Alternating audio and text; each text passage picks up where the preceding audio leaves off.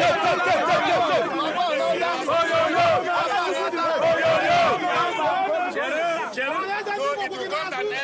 going to witness a new Nigeria. We'll continue to praise God.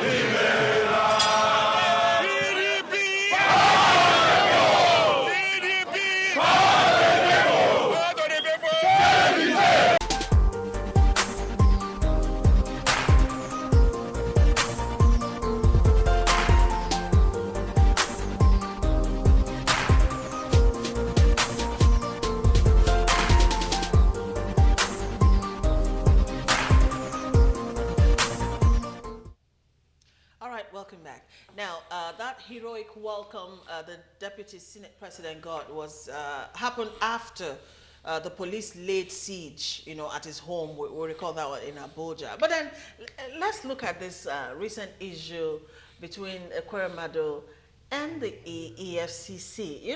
Because people are quick to say, because of all of the defections going on, a lot of things are rearing their heads and all of that. But then the accusations, can we start from the accusations as against every other thing? Can we start from the accusations? I'm worried, to even talk about accusations because it is unfair. Why?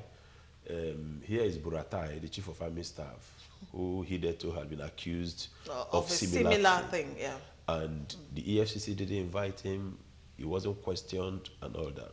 So I will not be fair to now start talking about, whether, he has it or he doesn't have it. Because the leadership of this country have failed to fight corruption even amongst themselves. Sure. Okay? So at the moment, some of us feel, whether he got them, legally or illegally. For me, that's no longer the point. It has been defeated because EFCC has spoiled the whole thing. Because you have not asked Kemi Adeosun, where is they said you have a forged certificate. You have not asked Obonobla, say your WAEC certificate before you went to read law, that is forged, is incorrect. Buratai, ditto. And made them public. Do you understand? We have not heard anything about Babachir. Sure. And so many other persons within the APC. So some of us now feel that, hang on, you're actually doing this to hound those who are in opposition. Because as soon as you leave what's it called, your party and join APC, you become a saint. You are canonized. And we are worried that it's leaving a very bad precedence. So where does this leave EFCC really? All right. Without any reputation. Nobody, I don't respect them anymore. It's clear they are supposed to be independent, and that's why some of us are saying that in future something must be done in the sense that the appointment of EFCC must be taken away from the president, from the executive, and give it to the judiciary. To appoint. Now, let me come in from. I totally support what my colleague has said. You see, I want to read something to you. Go ahead. On October 3rd, 2016, a certain governor from Bayelsa State, Timi Praise Silva, was also accused of laundering 19 billion naira and also owning 48 houses. And those houses were found, and he was actually charged to court under the PDP government, right? When he left office as a governor of the state. On October 2016, the EFCC returned the same 48 houses back to him. Silva was just a governor for 4 years. He was just a governor for 4 years. Nothing more, nothing less. And Silva owned 48 houses in this country, in and outside of this country, and those houses were returned to him. And like I said, see, when you consistently do something for 21 days, it becomes an habit. Some of these things that you are doing, that's what I'm saying. At the end of the day, any allegation by this government is targeted at something. If Ekweremadu was an ordinary member of the Senate, he won't be called out. He won't be called out. Today, we have seen cases where EFCC have been very, very partial. All right? And for me, as a person, I will ask for Nigerians to call for the EFCC to be scrapped. Because EFCC during the PDP were more functional than during this APC government. I can name those EFCC have jailed in this country. Bode George is one of them. Yes, he has been pardoned. But he was jailed. Chief Ibori was chased by the EFCC out of this country. I can name them. I won't name them. There are so many. So within the same party. You think the EFCC has lost its relevance? It doesn't even mean about losing its relevance. Relevance and credibility. It's about seen by Nigerians as an agency of government that is said not to actually to attack opponents, defend any other person. Okay. Senator Abdullahi Adamu. Now, you are aware in this country that Otom was in APC since 2004. It became from PDP to APC. He became the governor. And with all the killings that have been happening in the state, EFCC has never accused them. But the day it decamped from APC to PDP, EFCC came out to say that he has laundered 22 billion naira. And I asked myself, this is the country where you don't actually prosecute a sitting governor or president. Yeah. You wait until he leaves office. Right? Now, you have brought out all the allegations against him. Because he has left your party. party. Because he has left APC. Senator Abdullahi Adamu, former governor of Nasarawa State. When did EFCC become an arm of the APC? Since Buhari came into Should all of us now become an APC member and it becomes a one-state party? Is that the democracy that we are talking about?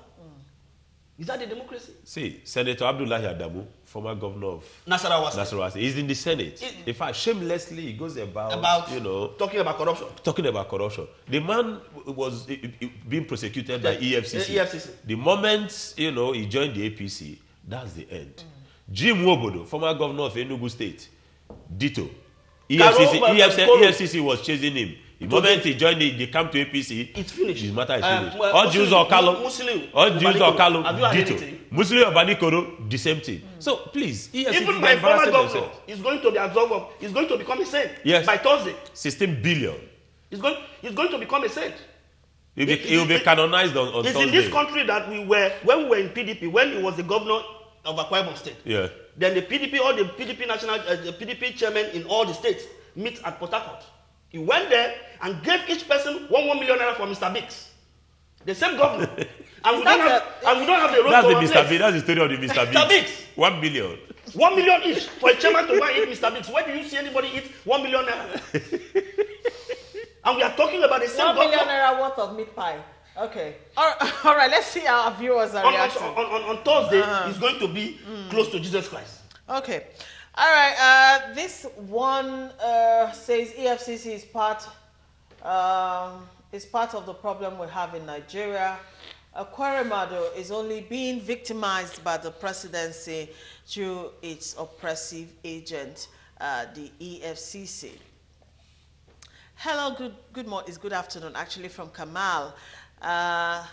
Okay, this one is still it's still talking about the Saraki case. Says Saraki is not a bad person to quarrant. Please help us pray for him. All right, they are praying for him. Charity from Akomojo. EFCC is also no name calling. I think I said that from the start of the show. The oppression is because Ekweremadu is a PDP member. How many APC members have been investigated? Don't blame EFCC. They must serve their masters. My name's Andrew from Abuja. Abe from Surulere. APC is only making opposition more popular. Did Ekweremadu own more property than APC leader Ahmed Tinubu? That's a question. Anayo. He has not been invited. Anayo says, please tell PMB and EFCC to leave my brother alone. No, okay.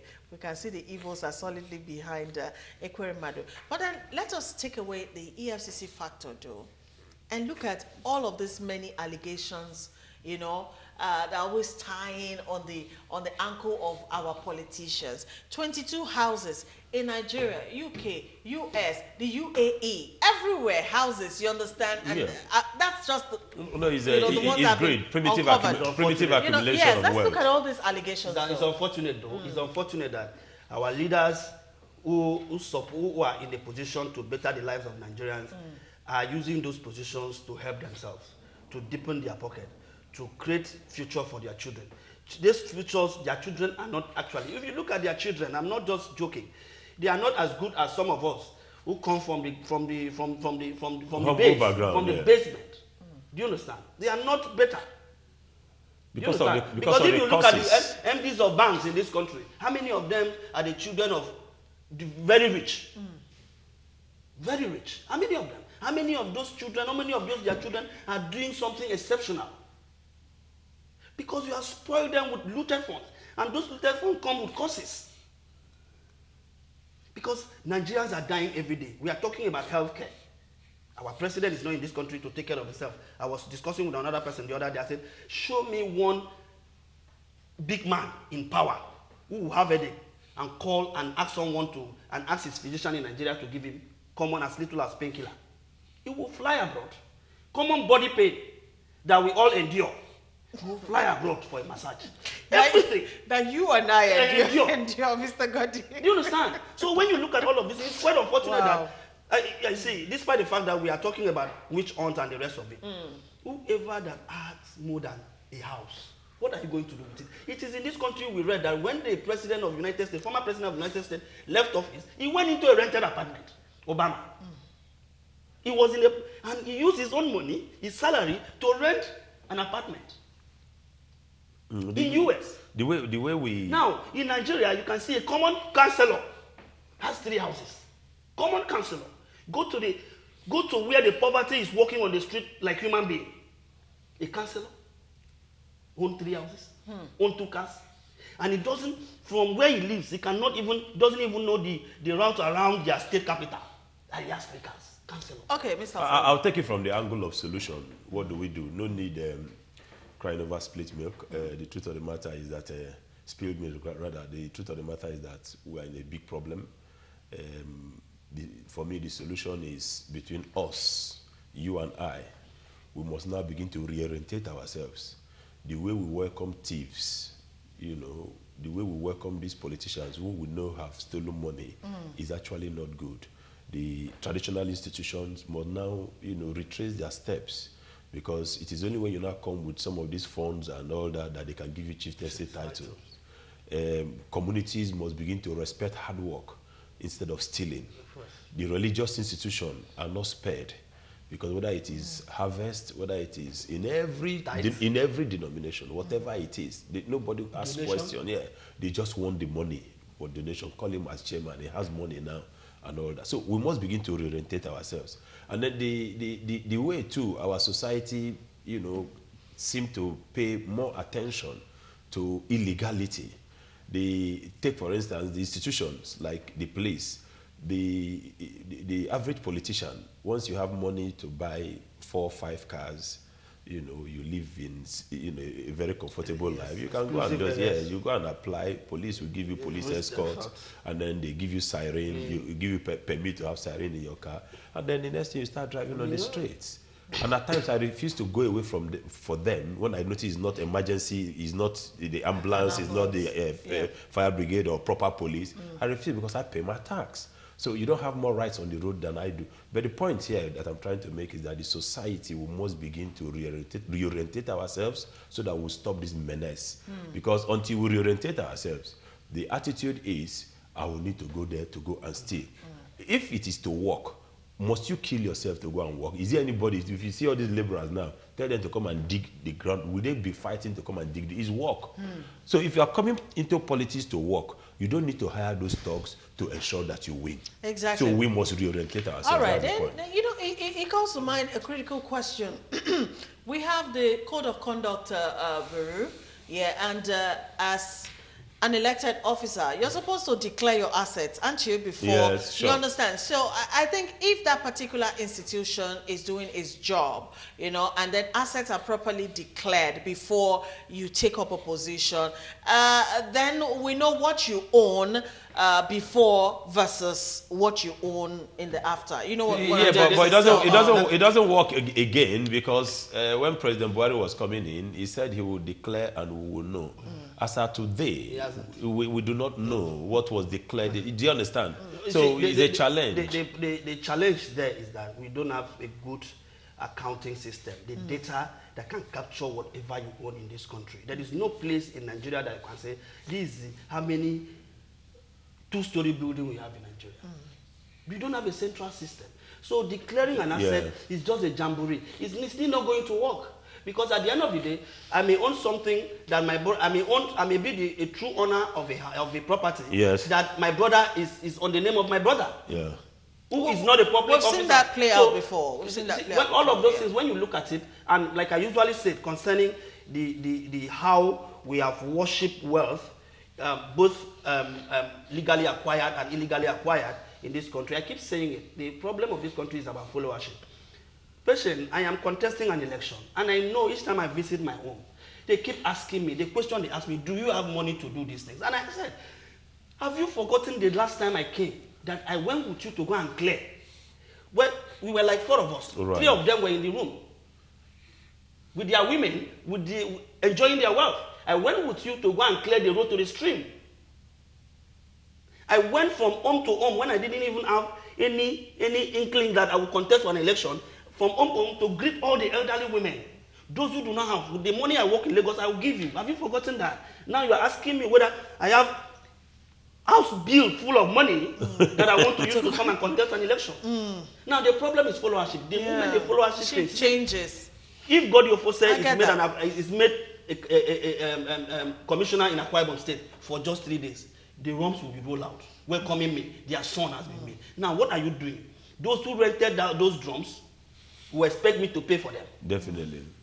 All right, gentlemen, let's move it along. Our time is almost up, and we still have one more topic. Buhari's many international engagements. Since being inaugurated as President of the Federal Republic of Nigeria in 2015, His Excellency Muhammadu Buhari has particularly paid keen attention to fostering foreign relationships and building burned bridges. While some people think that these incessant trips of the president are not beneficial to the economy, some people have applauded him for his focus on foreign relations. Now, let me just give us like a quick timeline, you know, of some of the president's many travels. We'll take it from 2015. He's been to Niger Republic, Chad, Germany, South Africa, the US, he's been to Cameroon, Benin Republic, he's been to France, he's been to Netherlands, Ghana, Iran, the UAE, Kenya, Ethiopia, Egypt, Equatorial Guinea, Qatar, and that's just like a tip of the iceberg, you know. All these foreign trips and foreign engagements, has it bettered, you know, the economy, because it's supposed to somehow translate into boosting the economy of the country? Are we seeing the positive results of these many trips? Patient, in as much as I want to appreciate the president for what he's trying to do to bolster our image among the community of nations, I also want to say that some of those trips actually did a lot of damages to Nigerian reputation than it should have actually improved it. For instance, you can see many a times the president will go to some conferences and he will come out very worse in terms of the interview he has granted. I have not seen, apart from the China currency swap, I have not seen any of those trips as actually impacting on Nigerian economy. I think the only man who has actually done so well in terms of his trip was ex-President Obasanjo, who did so much. At that time, I never knew what was called external reserve, because it was completely depleted with our foreign debt. He went round, what we are calling as Paris Club refund that we are getting today is as a result of what he did. Where governors are running to Paris Club to get money to pay salary. It's as a result of what Obasanjo did. And what did the president, all these trips, like he went to US, how have we benefited from that US trip? The Egypt, the Iran, the Chad, the Niger. The one that he actually went to Niger actually is beneficial to Niger than Nigeria. Because in Katsina we are going to build a refinery for Nigerians. So some of those trips, I am saying India that whoever that is going to become Nigerian president come 2019, even if it's the same president, international relations should be constructive, should be strategic. We have seen when Obasanjo was the president, and whenever he wants to go abroad, he takes some businessmen, the bankers, who are going to discuss those nitty-gritty, the business arrangement.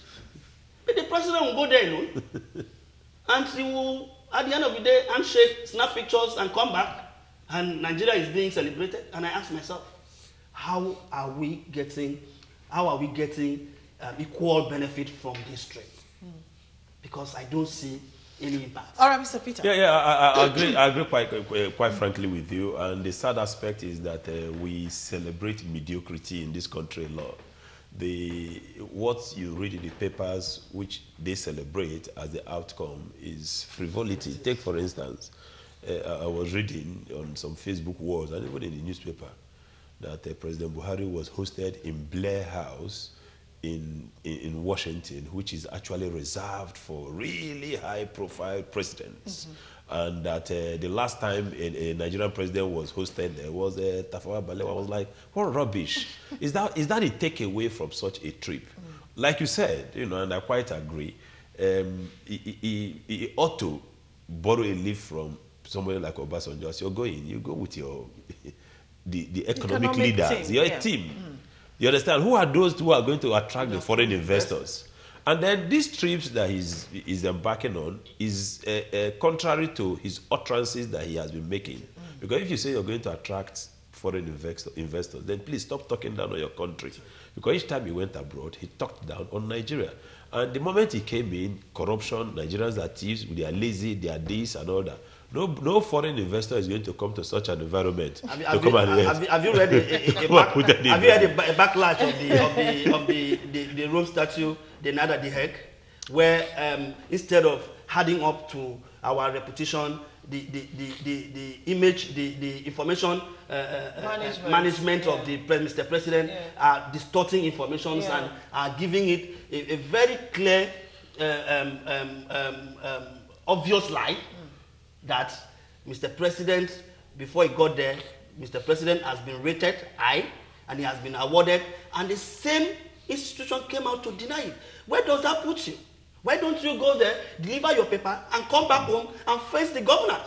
Why should you always distort information? All right, apart from the imagery part too, people are saying on social media that Mr. President's many trips, are making us poorer, as a people. Yes, because it costs a lot. You see that entire team. He's president, no doubt, and that's why they say, the presidential system is actually very expensive. He goes with an entire team. And it depends on inner cabinet. It depends on the quality of their contribution to that kind of visit. On the whole, he goes with at least 15 to 20 people. All that costs extra code. Do you understand? And I now begin to wonder, what about your foreign affairs minister? He's got some role. He has traveled, from all indications now, he has traveled more than his foreign affairs minister. There was a World Bank event in the US, and at some point, the paper reported that at some point, the Minister of Finance, the Minister of Industry, and one other ministers, when it was time to meet the foreign investors, they were nowhere to be found. They were somewhere, and when they came back, what were the excuse? That they were not told that there will be such meetings. Are you not supposed to be the one to arrange such meetings? Yeah. You were there frolicking around somewhere, shopping in a mall. Yeah, but in addition to that, he didn't even need to go to the last one that he went before he traveled now. The Germany. one before the ICC. Yeah. Okay. Excuse me, he was the only president that came there. Every other person Send their representative. You know. But anyway. Thank you, Certainly Mr. a president that likes to travel. Thank you so very much, Mr. Godi Foster, for joining us on the show today. And thank you, Mr. Peter Osangbi. Thank you indeed for joining us on the show. Today we've looked at the call for Saraki's resignation, Ekweremadu and EFCC palaver, and of course, Mr. President's many international engagements. Thank you again, gentlemen, for coming. And thank you to our esteemed viewers. All the messages came in, but of course, you know, time is not our friend on the show. Tomorrow at noon, we'll be back with a more exciting edition of The Buzz. Do join us then and enjoy the rest of your day. Bye for now.